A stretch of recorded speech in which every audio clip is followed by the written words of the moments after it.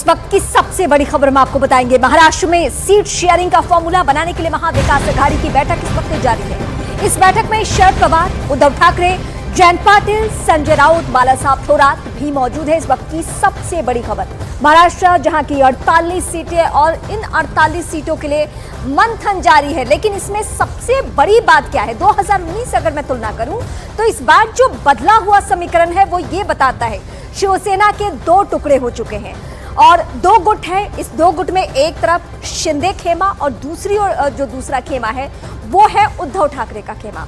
इसी तरीके से ठीक हुआ है अजीत पवार और शरद पवार के बीच में, यानी ये भी दो खेमा बन चुका है। अब इसमें अलग अलग खेमों की तैयारी चल रही है और महाविकास आघाड़ी की बैठक इस वक्त जारी है इस बात को लेकर कि सीट पर समझौता किस तरीके से हो, सीट का बंटवारा कैसे हो कि हम जिताऊ कैंडिडेट उतारें और मोदी के खिलाफ लड़ाई लड़ सके। ये विपक्षी पार्टियों की कोशिश पूरी तरीके से है। हालांकि कल हुई महाविकास आघाड़ी की बैठक के बाद कांग्रेस ने बड़ा दावा किया है। कांग्रेस का दावा तो ये था कि वो 20 सीटों पर चुनाव लड़ने वाली है। ये एक एक करके हम समीकरण आपको बताएंगे। दावा उद्धव गुट का है 23 सीटों को लेकर और शरद पवार गुट जो है वो 5 सीटों पर दावा इस वक्त कर रहा है। ये तीनों महाविकास आघाड़ी के चेहरे और इनमें अब सीट शेयरिंग को लेकर अभी बात बनती हुई तो नहीं दिख रही है। जो दावेदारी है सीटों की वो हम आपको बता रहे हैं। 20 सीटें किसे चाहिए? कांग्रेस पार्टी को चाहिए महाराष्ट्र में, उद्धव गुट को चाहिए 23 सीटें, शरद पवार गुट को 5 सीटें। क्या ये बातचीत, ये सहमति?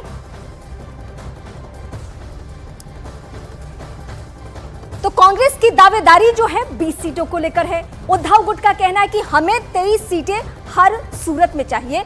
उसी तरीके से इन्होंने कैंडिडेट भी उतारने की कोशिश की है। बताया जा रहा है कि कांग्रेस के इस दावे के बाद प्रकाश अंबेडकर नाराज चल रहे हैं। हालांकि शरद पवार गुट के नेता अनिल देशमुख का कहना है कि कहीं कोई किसी तरीके से नाराजगी नहीं है और जल्द सीट शेयरिंग पर सहमति बन जाएगी। दूसरी तरफ प्रकाश अंबेडकर ने कहा है कि सीट बंटवारे को लेकर महाविकास आघाड़ी में अब तक पूरी सहमति नहीं बन पाई है। महाविकास आघाड़ी के जो घटक है कांग्रेस, शिवसेना और राष्ट्रवादी, इन तीनों के नेताओं में चर्चा चालू है।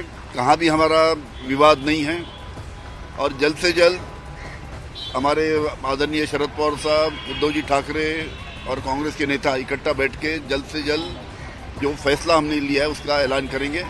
लेकिन उसके पूर्व जो वंचित के जो अध्यक्ष है बाबा साहब जी आम्बेडकर, उनके साथ भी चर्चा होंगी और चर्चा हो कि हमारा प्रपोजल है, हमारा आग्रह है कि उन्होंने भी साथ में आना चाहिए। और हमको पूरी उम्मीद है कि बाबा साहब आम्बेडकर साहब की जो वंचित है वो भी महाविकास आघाड़ी के साथ में आएंगी।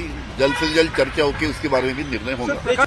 जो मैंने बातें सुनी थी मैंने उनसे दोबारा दोहराया कि मैंने कहा आप और शिवसेना में कम से कम 10 सीटों का मामला है। बोले हाँ। दूसरा है एनसीपी, कांग्रेस और शिवसेना, इनमें 5 सीटों का मामला है जो तय नहीं हो पा रहा है। तो बोलिए हाँ, ये बात सही है। लेकिन उन्होंने कहा कि ये जो फैसला है ये दिल्ली में होगा। इसलिए हमने पिछले बार भी मीटिंग में जो थे डॉक्टर धैर्यवंत फुनकर, तो उन्होंने कहा फिर मीटिंग जो है वो दिल्ली में करते हैं और वहाँ पे रिजॉल्व होते करते हैं। तो ये बम्बई में मीटिंग की बजाय दिल्ली अगर मीटिंग होती है तो मेरे ख्याल से इसमें रास्ता निकल जाएगा, ऐसा हम लोग मानते हैं। सीधे हम अपने सहयोगी दिवाकर का इस वक्त रुख करेंगे। मुंबई से इस वक्त मेरे साथ जुड़े हैं। कांग्रेस पार्टी का जो दावा है कि हमें 20 सीटें चाहिए, 20 सीटों पर दावेदारी है। उनका कहना है कि इतनी सीटें हम लेकर आगे चल रहे हैं। क्या ये अंदरूनी तौर पे फाइनल हो चुका है या हम इंतजार करें थोड़ा और? देखिए रीमत, इस वक्त मीटिंग महाविकास आघाड़ी की चल रही है वर्ली के 4 सीजन होटल में और अभी थोड़ी देर और इंतजार करना पड़ेगा उसमें से उस मीटिंग से निकल के क्या सामने आता है। जो अब तक फार्मूला सामने आया है उसके मुताबिक 23 सीटों से कम शिवसेना उद्धव ठाकरे गुट मानने को तैयार नहीं है और 20 सीटों से कम पर कांग्रेस मानने को तैयार नहीं है।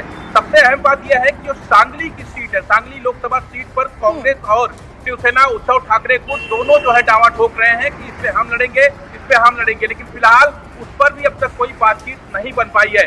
पहली बार ऐसा हो रहा है जब खुद शरद पवार, उद्धव ठाकरे, प्रकाश अंबेडकर एक साथ बैठे हैं और बैठक में चर्चा इसी बात की चल रही है कि किस तरह से फॉर्मूला तय किया जाए और पार्टियों के बीच सहमति बन जाए और सीटों का ऐलान हो जाए कि कौन सी पार्टी कितने सीट पर लड़ेगी। लेकिन फिलहाल अभी जी। थोड़ा कहना जल्दबाजी होगी, क्योंकि अभी भी मीटिंग होटल में चल रही है, और जब बिल्कुल। मीटिंग खत्म होती है, शरद पवार और उद्धव ठाकरे बाहर आएंगे तो फिर क्या निकल के ये है कि सिर्फ दावेदारी है इन सीटों पर, चाहे वो कांग्रेस हो या फिर उद्धव गुट हो।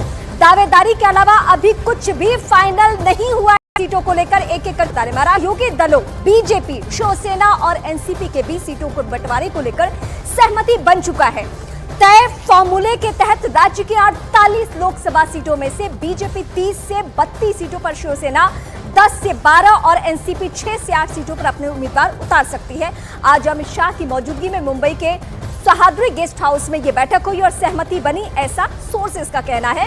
हालांकि बीजेपी की केंद्रीय चुनाव समिति की बैठक के बाद राज्य में सीट शेयरिंग पर आधिकारिक घोषणा की जाएगी। तो कुछ राज्य जहां पे अभी भी पेंच फंसा हुआ है, उसमें से एक महाराष्ट्र भी है, क्योंकि वहां भी दो गुट को सीटें देनी है। मैं सीधे अपने सहयोगी दिवाकर का रुख करूंगी। दिवाकर, अगर महाविकास आघाड़ी में परेशानी है तो चुनौती इधर भी कम नहीं है। बीजेपी को इस वक्त उन दो खेमों को लेकर चलना है जो बीच में ही अपनी अपनी पार्टी का साथ छोड़कर आए हैं। एक अजीत पवार का गुट है और दूसरा शिंदे खेमा, जो कि सीएम भी है। उनकी भी दावेदारी सीटों को लेकर है, लेकिन क्या यहां भी डील फाइनल है? देखिए, सूत्रों में जानकारी मिल रही है, डील तो लगातार लगभग फाइनल मानी जा रही है, लेकिन अभी भी तीसरे दौर की बैठक मुंबई के बीकेसी इलाके में अमित शाह के साथ जो महायुति के जो लोग हैं उनकी बैठक चल रही है, जिसमें खुद महाराष्ट्र के मुख्यमंत्री एकनाथ शिंदे, देवेंद्र फडणवीस और साथ ही साथ अजीत पवार, तीनों जो है इस वक्त उस बैठक में मौजूद है। मैं आपको बताऊं कि अमित शाह कल रात को मुंबई पहुंचे थे। कल रात को 10 बजे एक बैठक हुई, उसके बाद आज सुबह 10:30 बजे एक बैठक हुई, और तीसरे दौर की जो बैठक है करीब 1:15 बजे जो है वो बीकेसी में चल रही है। और जाहिर तौर पर जो निकल कर जानकारी सामने आ रही है कि 30 से 32 सीटों पर बीजेपी जो है, जो लगातार दावा करती आ रही थी वो 30 से 32 सीट लड़ेंगे, उस पर वो चुनाव लड़ेगी। इसके अलावा 10 से 12 सीट शिंदे गुट को देने की तैयारी है, और 6 से 8 सीट जो है वो अजीत पवार गुट को देने की तैयारी है। तो कहीं ना कहीं समन्वय लगभग बन चुका है। खाली ऐलान इस बात का होना है, कंफर्मेशन इस बात का होना है कि जब अमित शाह जो है केंद्रीय चुनाव समिति की बैठक में जाएंगे तो जाहिर तौर पर महाराष्ट्र को लेकर उस पर चर्चा जरूर होगी, और उस चर्चा के दौरान जो है अगर सहमति बन जाती है तो जाहिर तौर पर आधिकारिक ऐलान भी उसका हो सकता है। और जब बीजेपी दूसरी लिस्ट अपनी जारी करेगी तब जो है उसमें महाराष्ट्र की सीटों पर उम्मीदवारों के ऐलान हो सकते हैं, ऐसी भी संभावना जताई जा रही है। लेकिन इस वक्त जो है बैठक लगातार चल रही है। दिवाकर फिलहाल